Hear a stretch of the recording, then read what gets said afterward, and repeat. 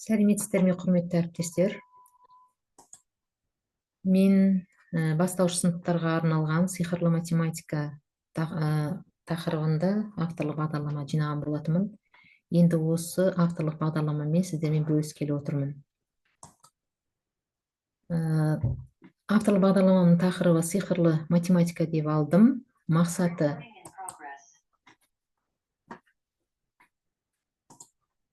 оқушылардың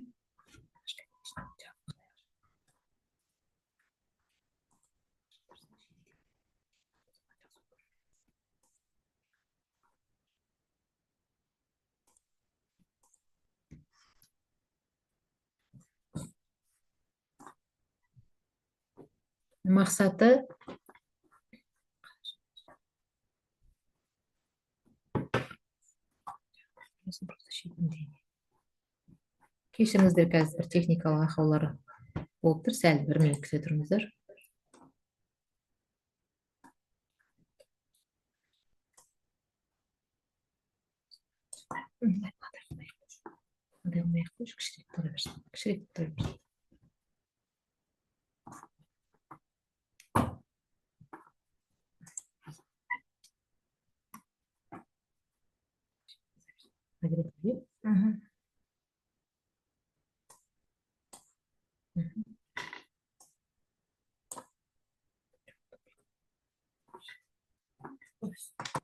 Кешіріңіздер, техникалық ақауға байланысты. Міне жаңағы сиқырлы математика тақырыбының авторлық бағдарламаның мақсаты оқушылардың математика пәні бойынша сауаттылығын арттыру, математикалық қабілетін анықтау және дамыту, бағдарламалық материалды терең игеруіне, өз білімін кеңейтуге ықпал жасау, стандартты емес логикалық күрделі есептерді шығару дағдыларын дамыту, дұрыс негізделген математикалық пайымдаулар айту, есептерді шығарудың тиімді тәсілдерін табу, орындау, өзін-өзі тексеру, өмірмен байланыстыру, математикалық білімді өмірлік жағдаятта кездесетін түрлі мәселелерді шешуге еркін қолдану.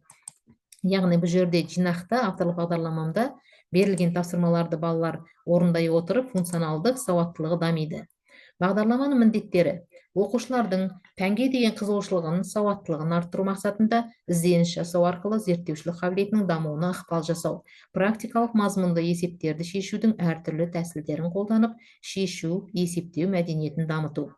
Теориялық білімдерін іс жүзінде қолдануға, есеп шығару тәсілдері мен әдістерін меңгерулеріне көмектесу, қажетті нақты тақырыптар бойынша математикалық білімдерін тереңдетіп толықтыру, есте сақтау қабілетін арттыру мақсатында нақты іс тәжірибені қолдану. Бағдарламаның негізіндегі күтілетін нәтиже: математика пәніне деген оқушылардың қызығушылығын арттыру мақсатында зерттеушілік қабілетінің дамуына ықпал жасайды, мазмұнды есептерді шешудің әртүрлі тәсілдерін қолдана біледі, есептеу мәдениеті дамиды, теориялық білімдерін іс жүзінде қолдана алады, есеп шығару тәсілдері мен әдістерін меңгерулері, математикалық білімдерін тереңдетіп толықтырады, есте сақтау қабілеттерін арттырады, нақты іс тәжірибені қолданады. Бағдарламаның өзектілігі: бүгінгі таңда бастауыш білім берудің басты міндеттерінің бірі оқушылардың танымдық қызығушылықтарын арттыра отырып, логикалық ойлауын, шығармашылық қабілетін және функционалдық сауаттылығын дамыту. Осы бағытта сиқырлы математика вариативтік курсына арналған авторлық бағдарлама мемлекеттік жалпыға міндетті бастауыш білім беру стандартына сүйене отырып әзірленді. Бағдарламаның ерекшелігіне тоқталатын болсам, дәстүрлі оқу мазмұнын қызықты әрі тиімді әдіс тәсілдермен толықтыруында. Атап айтқанда, авторлық бағдарлама аясында ұсынылған тапсырмалар жинағы балалардың жас ерекшеліктері мен психологиялық ерекшеліктеріне сай құрылып, олардың оқу үдерісіне деген қызығушылығын оятуға бағытталған. Дәптер: бағдарламаның ішінде қосымша бастауыш сыныптарға арналған дәптер жинақталған. Ол дәптер мазмұны енгізілген дәптерінде енгізілген математикалық жұмбақтар, ребустар, сөз жұмбақтар, логикалық басқатырғыштар мен шығармашылық тапсырмалар оқушылардың математикалық білімін тереңдетіп қана қоймай, ойлау қабілетін, есте сақтау, салыстыру, талдау, қорытынды жасау дағдыларын қалыптастырады. Авторлық бағдарламаның жүйелілігі: бағдарламаның құрылымы логикалық түрде реттелген. теориялық және практикалық материалдар өзара үйлесімді, біртіндеп күрделеніп отырады. Креативтілігі оқушылардың қызығушылығын ояту үшін тапсырмалар ойын түрінде зерттеу элементтерімен және шығармашылыққа негізделіп жасалған. Мысалы, күнделікті тұрмыста кездесетін математикалық міндеттерді шешуге арналған бөлімдер өте тиімді. Енді осы бағдарламам мазмұнында мынадай бөліктерге бөлінген.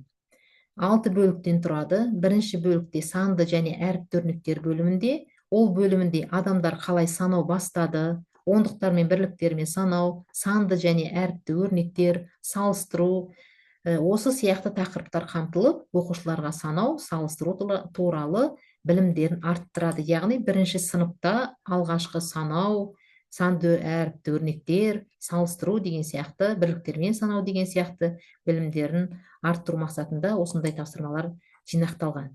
Екінші бөлікте шамаларды өлшеу бөлімінде, онда ауызша қосу және азайту, масса өлшем бірліктері, уақыт өлшем бірліктері, ұзындық, көлем және оның өлшем бірліктері, тест атты тақырыптар тапсырмалар оқушыларды өлшем бірліктерді түрлендіруге септігін тигізеді. Үшінші бөлікте танымдық және математикалық ойындар деп алдым. Ол бөлімде кестелік қосу және азайту, екі амалмен шығарылатын есеп, қосу және азайтуға берілген тапсырмалар, қосудың қасиеттері, шаршы, тік бұрыштың қасиеті, көп бұрыштың периметрі тақырыптары қамтылған. Бұл бөлімде түрлі танымдық математикалық ойындар жүргізу арқылы оқушылардың математикалық білімін тереңдетіп қана қоймай, ойлау қабілетін, есте сақтау, салыстыру, талдау, қорытынды жасау дағдыларын қалыптастырады. Төртінші бөлімде қызықты бас қатырғыштар.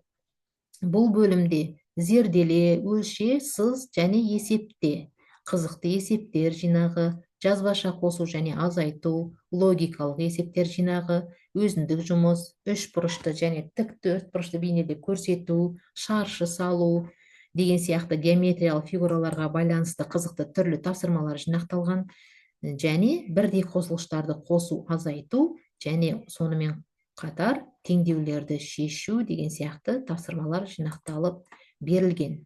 Енді осы математикалық авторлы бағдарламамның математика өмірімізде деген бөлімінде алдым. Бұл бөлімде жүздіктермен, ондықтармен, бірліктермен санау, тағы да математикалық сөз жұмбақтар, ребустар құрастыру, математикалық шытырман, математикалық сайыс, жұмбақ есептер, бақылау тақырыптары оқушылардың білім біліктерін толықтырады. Қолданылған дидактикалық тапсырмалар пәнге қызығушылығын арттырады. Енді осы авторлық бағдарламаның тәжірибелік тиімділігі, бағдарламаның құрылымы оқушылардың танымдық белсенділігін арттырып, өздігінен ойлау мен логикалық шешім қабылдау қабілеттерін дамытады. Әсіресе оқушыларға тапсырмаларды шығармашылық тұрғыда орындауға мүмкіндік беру олардың пәнге деген қызығушылығын арттырады. Бұл әдістер математикаға тек есеп қисап пәні ретінде емес, шығармашылық қабілеттерін дамыту құралы ретінде қарауға мүмкіндік береді. Енді құрметті әріптестер, сіздерге мен толық осы авторлық бағдарламаның мақсатын, міндетін, әр бөлімінде қандай, жұмыс дәптерінде қандай тапсырмалар жинақталғанына бәріне тоқталып айтып кеттім. Енді сіздерге мынадай тапсырма бергім келіп отыр. Мысалы, сиқырлы математика дегенде сіздердің ойларыңызға не келеді? Бұны бізге ментиметр әдісімен қолдану арқылы жасауға болады, бірақ сіздер ауызша жауап берулеріңізге болады. Әр ойларыңызды айтып кетсеңіздер, сиқырлы математика дегенде сіздердің ойларыңызға не келеді? Қазір сіздердің ойларыңызға не келіп тұр? Ойларыңызды ортаға салып жіберсеңіздер.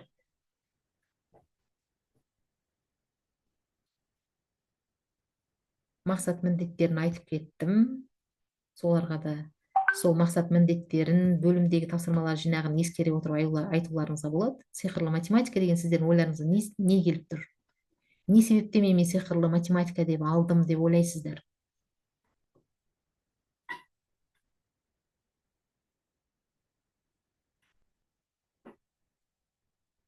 ойларыңызды айтып отырсаңыздар. Мысалы, бастауыш сыныптарда біз математика сабағын өткеннің өзінде, әр тақырыпты өткеннен кейін міндетті түрде бір логикалық тапсырмалар берілген болады, иә?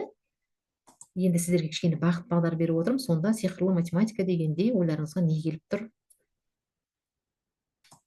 Математиканың сиқыры өте, иә, құрметті ата-аналар. Ой, құрметті әріптестер, кешіріңіздер.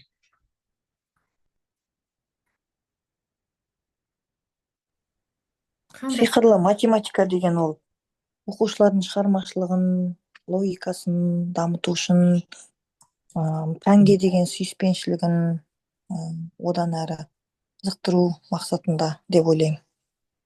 Дұрыс айтасыз, әріптес. Ойыңыз дұрыс. Тағы да айтарларыңыз бар ма, құрметті әріптестер? Жақсы, онда мен ары қарай сіздерге мынадай тапсырма берейін. Сан ойла дейді. Бұл фокус есеп деп аталады. Мысалы, сіздер мұқият тыңдап отырыңыздар. Сіздер бір сан ойлаңыздар. Ол сандарыңыз 1 мен 10 цифрларының арасында болсын. Ойлағандарыңыз мен ойландым деп айтып жүрсеңіздер. Іштеріңізден ойлайсыздар.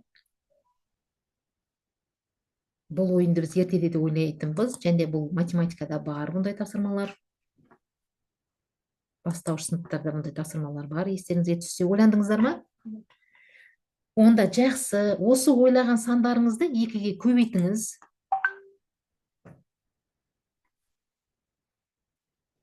Көбейттіңіздер ме? Енді оған шыққан санға 4-ті қосыңыз.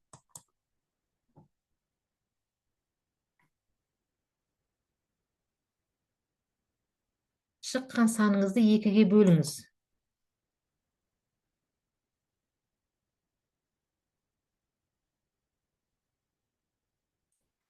Енді алғашқы ойлаған саныңызды алып тастаңыз. Нәтижесі 2 шықты ма? Шықты, керемет. Жақсы, ендеше, құрметті әріптестер, бұл сиқыр математикаға деген қызығушылықты оятады. Міне, құрметті әріптестер, осы сияқты бұл авторлық бағдарламада жұмыс дәптерінде бастауыш сыныптарға 1-ші сыныптан бастап әр түрлі тақырыптарда берілген тапсырмалар бар. Енді біз осы практикалық бөлімге берейік. Сіздерге енді математикалық ребус берілген отыр, құрметті әріптестер. Бұнда мысалы қос деген, мына неден экраннан көріп тұрған шығарсыздар, иә, құрметті әріптестер, слайдтан көріп тұрған шығарсыздар. Қос деген сөзге тағы да бір қосты қосасыздар, сонда жиын деген сөз шығу керек. Енді бұнда айтып кететін жай, әріптердің орнына қандай сандар жасырынғанын табуларыңыз керек. Ойланып көріңіздер. Қос қосу қос тең жиын. Ойланып көріңіздер. Бұл математикалық ребус. Сөзбен шығу керек па? Санмен ба? Санмен шығу керек.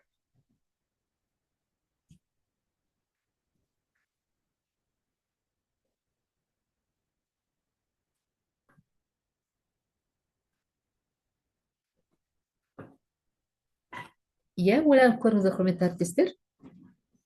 Кішкене сәл ойланып көріңіздер. Бұл математикалық ребус. Қос, оған тағы да қос, сонда жиын деген сөз шығады. 3 деген сан болады ма? Құрметті әріптес, дұрыс айтасыз, бірақ кішкене ойлансаңыз, 3 таңбалы сан шығу керек. 3 таңбалы сан шығу керек. Дұрыс айтасыз, 333. Енді осыған 3 таңбалы сан шығу керек. тағы да не істейсіз? 300, мысалы, үшеуі де бірдей болмаса да болады, құрметті әріптес. Үшеуі де бірдей болмаса болады. Жаңа сіз айттыңыз ғой, 3 таңба санын алып тұрсыз, дұрыс айтасыз. Онда сіз мысалы жеке-жеке айтсаңыз, онда сіздікі үшеуі де 3 таңба санның бірлігі, ондығы біздігі де бір сан болып кетіп тұр ғой. Сізге мысалы қ дегенге сіз басқа бір цифр алуыңызға болады. О-ға басқа цифр аласыз, с-ға басқа цифр аласыз. Енді бағыт беріп жатырмын сізге.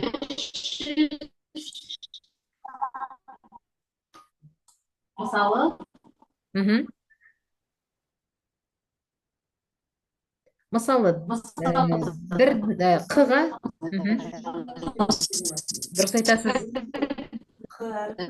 Мхм. Иә, иә, дұрыс айтасыз. Енді осы қайталанады. Тағы да осы Бірді не істейсіз? К әрпі, Бір болды, о әрпі. оны Екі болды. Мхм. екі, Мхм. үстігіне Сонда сіз нешеге нешені қосасыз сонда жалпы? 123-ке, екі болды. 123-ке 123-ті қайра қосасыз. Сонда неше шығады? Жиыны нешеге тең болып тұр сонда? 123-ке. Иә, міне осылай шығады. Дұрыс айтасыз, әріптес. Өте жақсы. Рахмет. Осы сияқты тағы да цифрлар алуға болады, құрметті әріптестер. Тағы да ойланып көріңіздерші. 246. Мхм. Иә, 246. Қосу тағы да қайталанады ғой, қос деген сөз. Сонда жаңа цифрларымыз қайталанады ғой. 246-ға қосасыз. 246-ны қосамыз. Иә, дұрыс айтасыз. Сонда жиыны нешеге тең болады?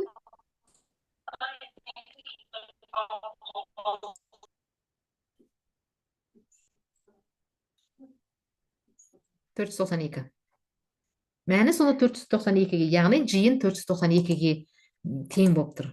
Түсіндіңіздер ғой, иә, құрметті әріптестер? Дұрыс. Математикалық ребусты жақсы шештік. Өте жақсы. Рахмет, құрметті әріптестер.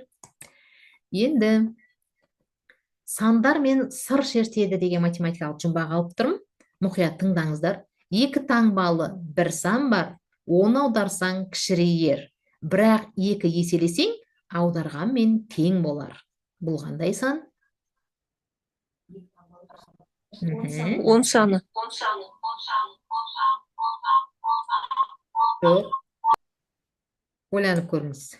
Мен сәл сіздерге жауабын көрсеттім. Сіздер көріп үлгердіңіздер ме, үлгермедіңіздер ме? Егер тағы да ойланып көріңіздер.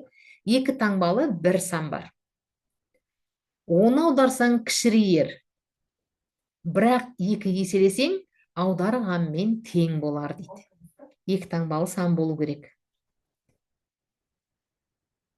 Екі таңбалы сан. Бір сан бар дейді. Оны аударсаң, ол кішірейеді. Бірақ екі еселесең, аударғанымен тең болады дейді.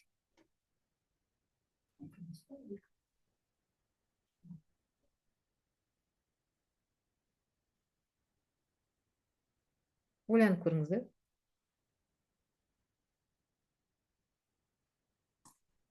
Көмектесіп жіберейін сіздерге, иә? Онда бұл жауабы 27. Енді 27-ні екіге көбейткен кезде 54 болады ғой. Аударсаң 72 болады. Сонда екі таңбалы сан ол 27 екен. Келесі, енді мынадай бас қатырғыш бергім келіп отыр сіздерге.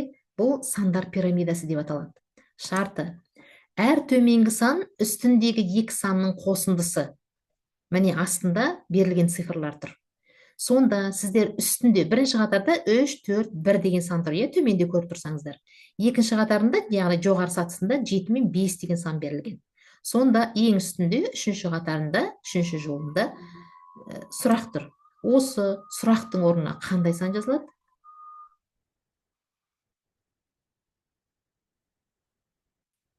Сандар пирамидасы деп аталады. Бас қатырғыш, кішкене ойланыңыздар.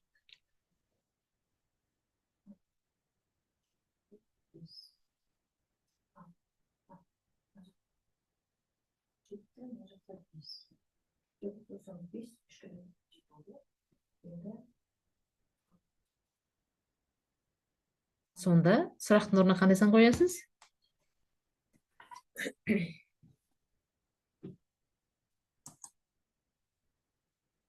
Мына бірінші қатар мен екінші қатарды қарап отырсаңыздар, екінші қатар қайдан шықты мына сандар? Бірінші қатарда 3 пен 4-тің қосындысы 7 болды. Дұрыс айтасыз әріптес.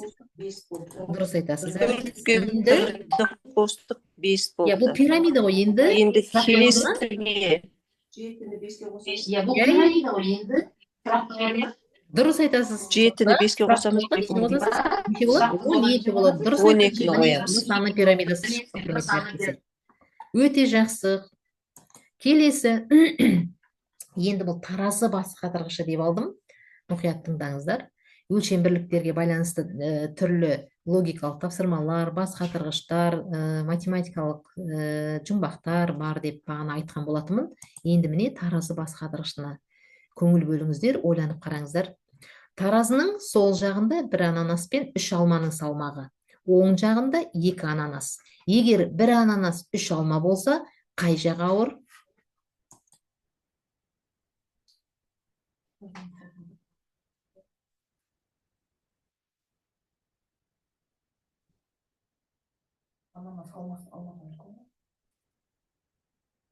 Егер бір ананас 3 алма болса, сонда қай жағы ауыр болады?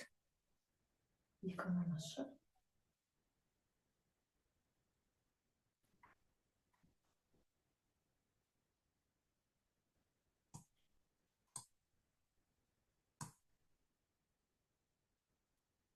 Ойланып көріңіздер, ойларыңызды айта отырыңыздар.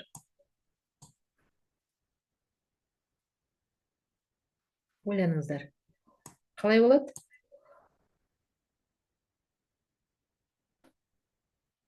Таразының сол жағында бір ананас пен 3 алманы салмағы.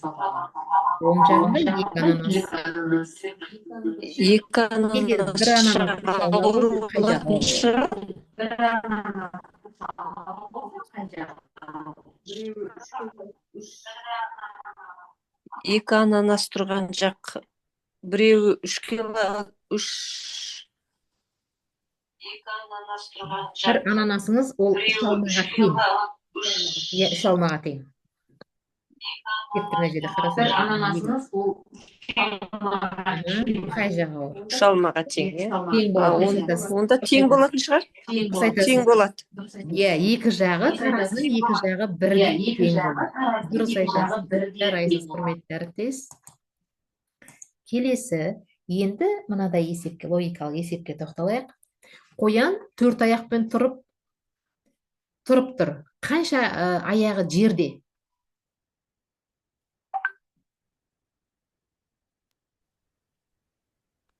4 аяғы жерде. 4 аяғы жерде. Дұрыс айтасыз. Келесі, бөлмеде 4 бұрыш, әр бұрышта бір мысық, әр мысыққа қарсы бір мысық отыр. Неше мысық бар?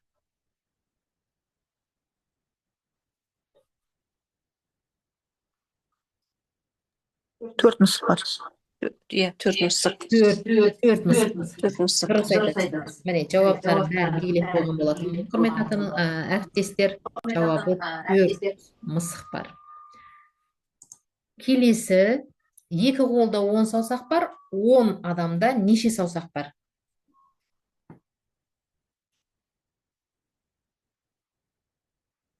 Екі қолда 10 саусақ болса, 10 адамда қанша саусақ бар?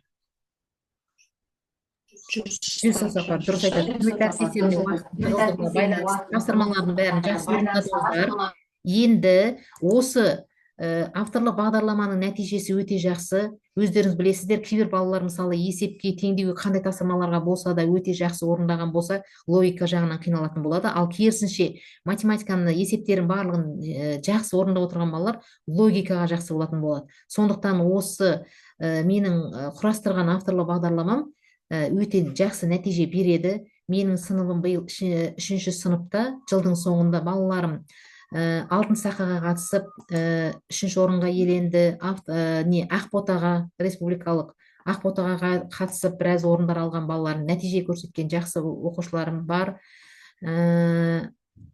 Зерделі математикалық ойындарға, тапсырмаларына, олимпиадалық нелеріне, сайыстарына қатысып өте жақсы нәтиже көрсетіп, дипломдармен, сертификаттармен жақсы көрсеткіштер көрсетті. Осы авторлық бағдарламаны сіздер де вариатив курста қолдануларыңызға сіздерге ұсынамын. Енді соңымызда, шебер сынып соңында сіздерге рефлексия жүргізіп жіберсек, сіз бұл тапсырмаларды өз сабағыңызда қолданар ма едіңіз деген сұрақ қойғым келіп тұр. Әріптестер, сұраққа жауап беріп жіберсеңіздер. Өте тамаша. Сабақта қолдануға, баланың логикасын жетілдіруге тамаша тапсырмалар деп ойлаймын. Себебі біз мұғалімдердің өзіне ойлануға тура келді. Сондықтан бұл балалардың дамуына. Жақсы, әріптес, рахмет. Ендеше, құрметті әріптестер, сиқырлы математиканы бірге дамытайық. Бірге осы авторлық бағдарламаны қолдануға сіздерге қолдансаңыздар деп ұсыныс айтамын. Сабаққа өте жақсы қатысып отырдыңыздар. Жақсы, сіздерге көп рахмет. Бұл авторлық бағдарламаның ерекшелігі дәстүрлі оқу мазмұны қызықты әрі тиімді әдіс тәсілдермен толықтыруында. Атап айтқанда, авторлық бағдарлама аясында ұсынылған тапсырмалар жинағы балалардың жас ерекшеліктері мен психологиялық ерекшеліктеріне сай құрылып, олардың оқу үдерісіне деген қызығушылығын оятуға бағытталған. Жұмыс дәптерінде және жоғары айтылғандай түрлі қызықты тапсырмалар, жұмбақтар, ребустар, логикалық тапсырмалар, басқа тырыштар жинақталған. Осы авторлық бағдарламаны қолдануларыңызға сіздерге ұсынамын. Шебер сыныпқа қатысқандарыңызға, оймен бөліскендеріңізге көп рахмет. Сау болыңыздар. Сау болыңыздар.